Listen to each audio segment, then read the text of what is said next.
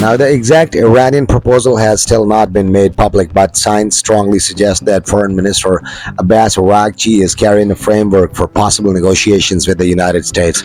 According to BBC Persian, Araghchi himself is likely not the final decision maker in these talks. His role is more likely to prepare the ground, present Iran's position, and help shape a final proposal that could later be approved by Iran's top leadership.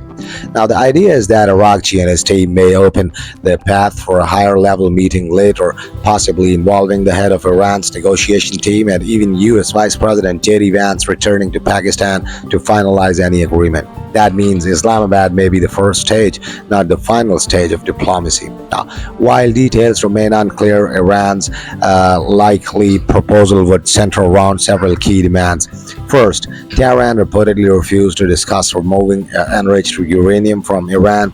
Iranian officials and Revolutionary Guard-linked media have made it clear that shipping enriched uranium out of the country is not on the table. Second, Iran wants the U.S. blockade of the Strait of Hormuz lifted. Tehran sees the blockade as economic warfare and says it violates the ceasefire agreement. Third, Iran may seek guarantees against renewed U.S. military strikes and pressure on its oil exports, which are the backbone of its economy.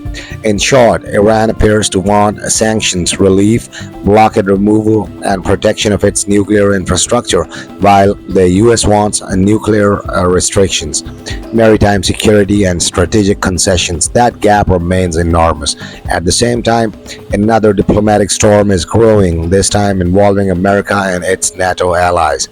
Reports say the Pentagon is considering ways to punish allies that refuse to strongly support Washington during the Iran war.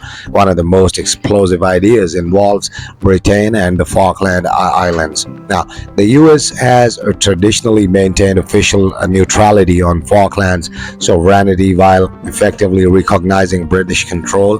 Now, reports suggest Washington may review that position and potentially stop recognizing British sovereignty over the islands. This would not legally change ownership, but politically it would be massive. It would encourage Argentina to push harder for negotiations and could seriously damage the US-UK relationship, one of the strongest alliances in the Western world. The issue highlights a growing divide inside NATO. Many European countries see the Iran war as a conflict of choice started by the United States, not a defensive war under NATO's Article 5 collective defense rules. Because of that, they do not believe they are obligated to join. Washington, however, appears to view alliance loyalty much more broadly as an expectation that allies should stand together even outside formal treaty obligations.